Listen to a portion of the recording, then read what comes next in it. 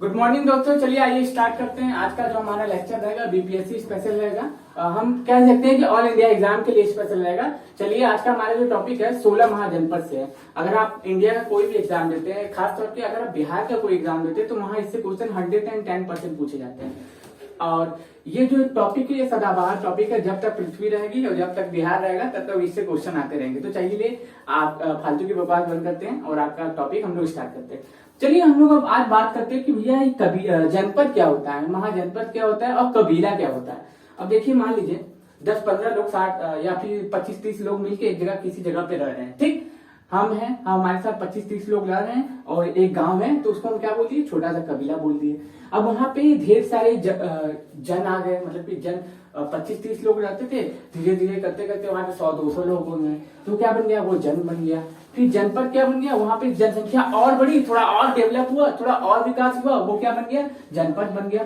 और फिर जब लोहे का खोज हो गया, ठीक, जब लोहे का खोज हो गया ना, उसी समय 6वीं शताब्दी ईसा पूर्व 600 BC ईसा पूर्व में जब लोहे की खोज होगी, जब लोहे की प्रॉपर तरीके से खोज हो गई, जब लोहा का इस्तेमाल होना शुरू हो गया, जब उसी को कहते हैं ना, लोहे का इस्तेमाल जहां से शुरू होता है वहीं से कलयुग का इस्तेमाल की शुरुआत होती है और वहीं से महाजनपद काल की भी शुरुआत होती है। तो देखिए, पहले कबीले से बना जन, जन से बना जनपद और जनपद से बना महाजनपद।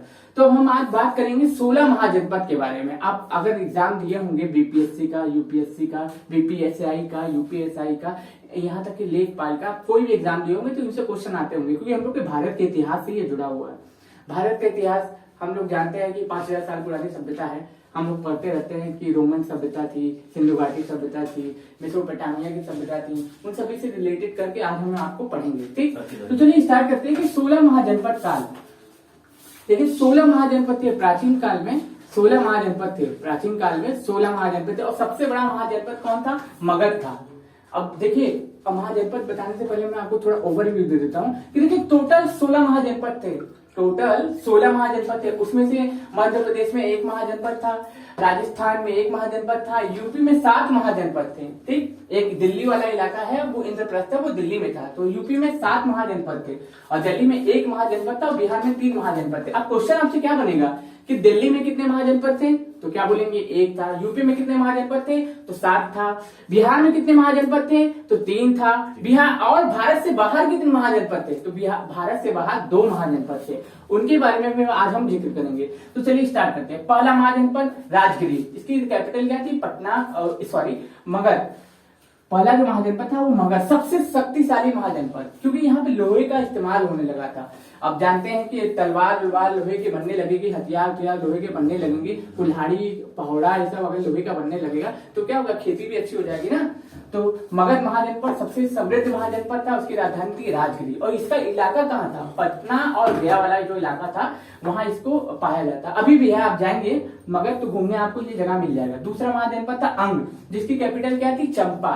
अंग जिसकी कैपिटल क्या थी, चंपा। और ये कौन सा इलाका था, भागलपुर वाला इलाका था, ये भी बिहारी में था, याद रखिएगा।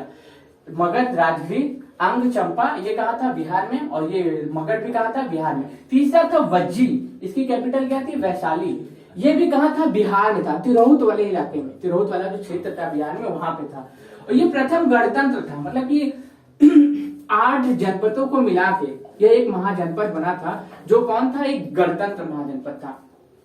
आपसे क्वेश्चन क्या पूछेगा कि वज्जी क्या था, गणतंत्र था, लोकतंत्र था, राजतंत्र था, क्या था, तो आप क्या बताएंगे कि वज्जी तो था, प्रथम गणतंत्र था। ये 8 जनपदों का ग्रुप था, बहुत ताकतवर ग्रुप था। अगर मगध के बाद कोई ताकतवर था तो ये वज्जी था।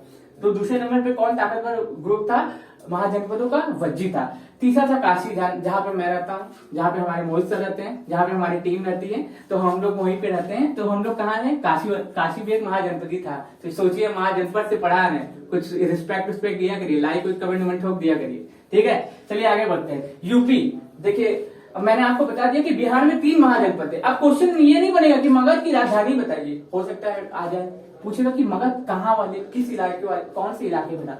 डायरेक्ट आपसे क्वेश्चन पूछ लेगा बिहार में, यूपी में, मध्य प्रदेश में, छत्तीसगढ़ में, आप क्या बोलेंगे बिहार में। अगर आपसे पूछ लिया बिहार में कहाँ, तो पटना और गया वाले इलाके में। अब यूपी में, अब देखिए जो काशी है वो यूपी में, आप बिहार में मत जाइएगा। जो यूपी में भी 7 महाजनपद थे, यूपी में भी 7 महाजनपद थे। तो पहला था काशी, जहां पे हम लोग निवास करते हैं, इसकी कैपिटल क्या थी, वाराणसी। दूसरा था कौशल, जिसकी कैपिटल क्या थी, श्रावस्ती, ये फैजाबाद वाला इलाका है। आप यूपी कभी ट्रेवल करेंगे तो मैप में देखेंगे, बहुत सुंदर जगह है।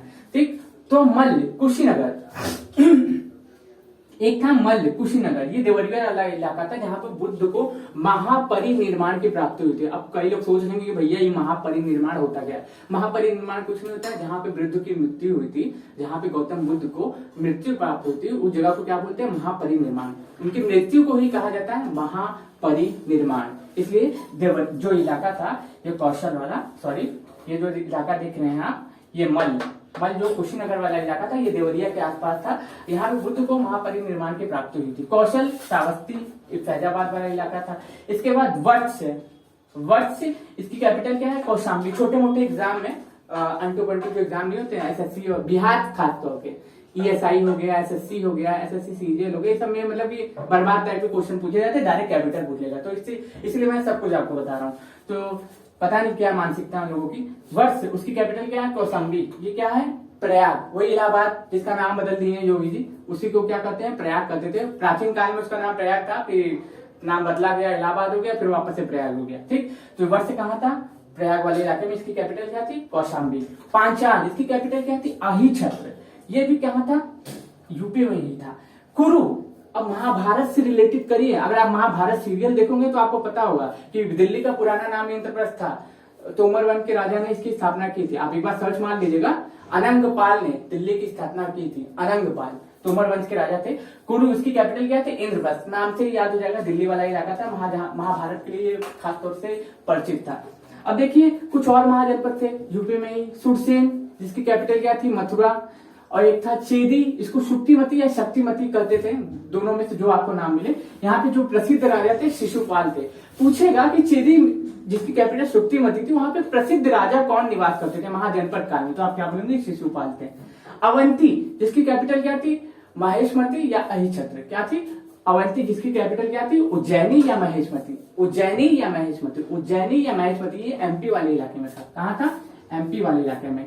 अब देखिए हमें महाजनपदों की जानकारी कहाँ मिलती है वो मैं आपको बताऊंगा। पहले 16 महाजनपद हम लोग कंप्लीट कर लेते हैं। मत्स्य, विराटनगर, इसकी कैपिटल क्या थी, विराटनगर। मत्स्य का मतलब होता है मछली पालन को ही मत्स्य पालन कहा जाता है। तो इसकी कैपिटल क्या थी, विराटनगर। मत्स्य विराटनगर कहाँ पे, जयपुर वाले इलाके में, यानी कि कौन सा स्टेट हुआ, राजस्थान वाला इलाका हुआ।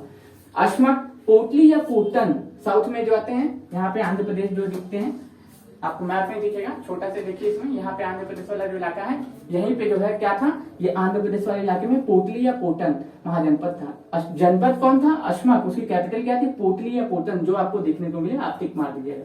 कंबोज, जिसे इसकी कैपिटल क्या थी, हाटक।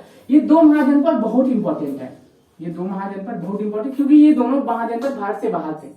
ये दोनों महाजनपद पाकिस्तान वाले इलाके में थे। ठीक, इसलिए इंपॉर्टेंट है। इसकी कैपिटल क्या थी, कंबोज की हाटक, और गांधार की थी तक्षशिला।